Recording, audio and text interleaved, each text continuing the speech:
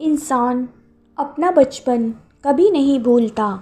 यही तो वो समय होता है जब वो बिना कुछ सोचे सिर्फ अपनी छोटी सी दुनिया में मस्त रहता है। बारिश का सड़क पर जमा पानी काफ़ी होता है हमारे मन को लुभाने के लिए।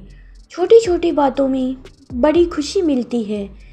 ऐसा कई बातें होती हैं बचपन की जो हमारे मन में बसी रहती हैं। उम्र भर पेड़ पर से गिरना, साइकिल का टायर, पूरे मोहल्ले में घूमना, किसी की डांट खाना, स्कूल टीचर, गली मोहल्ले सब बसा रहता है। मैंने 7वीं तक पढ़ाई की एक गांव में की। पिताजी की सरकारी नौकरी थी। इसके बाद उनका तबादला किसी शहर में हो गया। उन्होंने उसके लिए कोशिश भी की। वो चाहते थे कि मेरी और मेरी बहन की शिक्षा उसके बाद किसी अच्छे स्कूल में हो।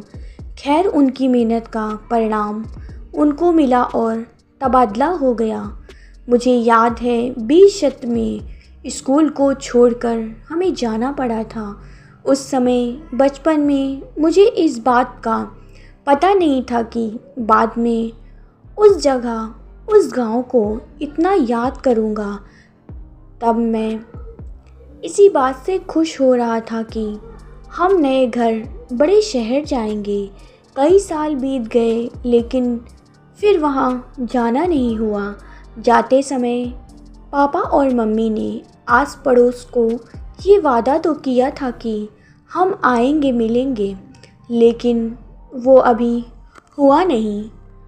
आज मैं 20 साल बाद फिर उसी गांव से होकर गुज़र रहा था तो मुझसे रहा नहीं गया। मैंने अपनी गाड़ी उधर घुमा ली।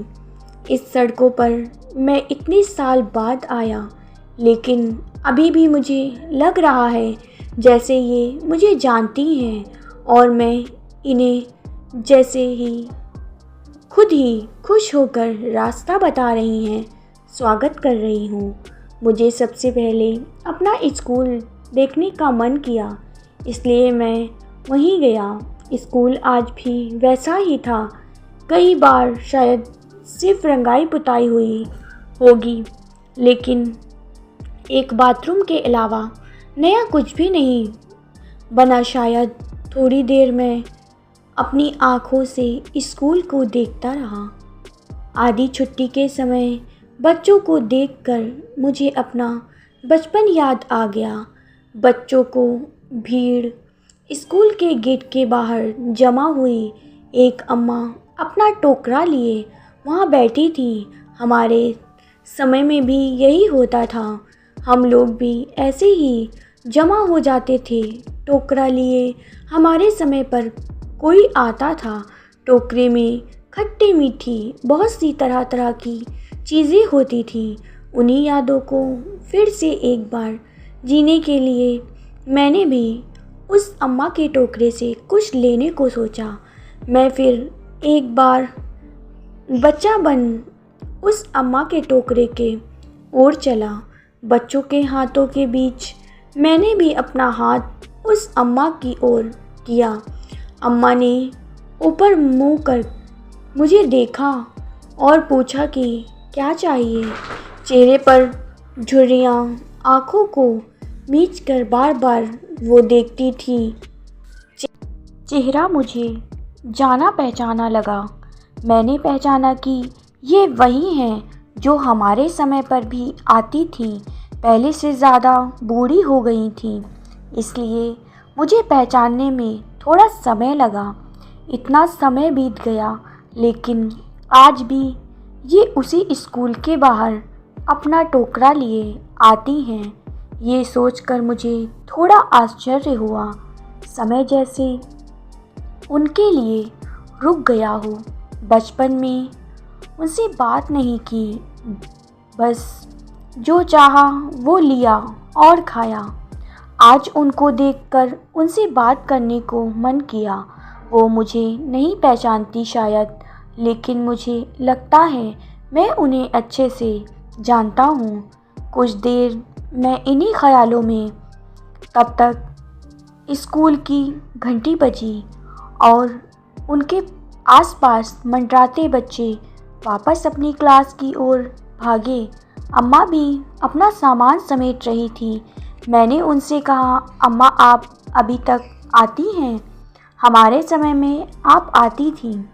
उन्होंने अपनी हिलती गर्दन और चपकती पलकों से मेरी ओर देखा। कान से कम सुनाई देता था। शायद इतना कहने पर भी उन्हें फिर एक बार मुझसे पूछा, क्या कहा? माफ़ करना, थोड़ा कम सुनाई देता है। मैंने फिर वही बात दोहराई। अम्मा को सुनकर बहुत अच्छा लगा, बहुत खुशी हुई। मुझसे कहा, खुश रहो बेटा, ऐसे ही तरक्की करते रहो। इतना कहकर उन्होंने मेरे सर पर हाथ रखा। फिर वो अपने काम में लग गईं। सामान समेटने में मैंने पूछा, अम्मा आप अभी तक आती हैं? आपके घर में कोई और नहीं है? अम्मा बोली, नहीं है। अभी मेरा एक लड़का था, लेकिन वो अभी मेरे साथ नहीं रहता। तुम्हारी तरह बड़ा हो गया है ना, तो अब उसको माँ की ज़रूरत नहीं। लेकिन मुझे को दिक्कत नहीं है, वो खुश रहे बस। मेरे अब दिन ही कितने बचे हैं और ज़्यादा भूख भी नहीं लगती, तो मेरा गुजारा चल जाता है। कभी स्कूल के बाहर, कभी आस पास के बाज़ार में, जितना होता है करती हूँ। और फिर यहाँ आती हूँ तो इन बच्चों को देखती हूँ तो मुझे अच्छा लगता है। अपनी बात ख़त्म करते ही उन्होंने कहा, अच्छा बेटा, खुश रहो। इतना कहकर वो जाने लगी। इस उम्र में उन्हें देखकर मुझे ऐसा लगा कि उन्हें कोई उम्मीद नहीं है, ना ही किसी से कोई शिकायत। उनके बेटे के बारे में मैंने सोचा कि और पूछूं, लेकिन फिर मैंने ये सोचकर नहीं पूछा कि क्या पता उन्हें तकलीफ़ हो। मैंने उन्हें रोका और उन्हें कुछ रुपए देना चाहा। पहली बार उन्होंने बेमन से का ना कहा। मुझे पता था उन्हें इसकी ज़रूरत है। कुछ देर बाद मानी और उनकी आंखों से अब आंसू आने लगे। इस उम्र में ये सब देखना कितना पीड़ादायक होगा। अगर हमारे माँ बाप हमारे बचपन में हमें ना संभालते, जब हम बेबस थे, तब शायद कोई बड़ा ही ना हो पाता। लेकिन जब उन्हें ज़रूरत होती, तब अगर हम ना उनके साथ हो या उन्हें 2 वक्त का खाना भी ना दे सके, तो इससे बड़ी कोई शर्म की बात नहीं। मुझे ये सोचकर सुकून आया कि अच्छा हुआ मैं अपने बचपन के स्कूल गया। मैं कोशिश करता हूँ हर महीने उन्हें कुछ रुपए भिजवाने की। उम्मीद करते हैं कि आपको हमारी ये कहानी ज़रूर पसंद आई होगी। अगर आपको हमारी ये कहानी पसंद आई है तो हमें लाइक करें, कमेंट करें, शेयर करें और सब्सक्राइब करें।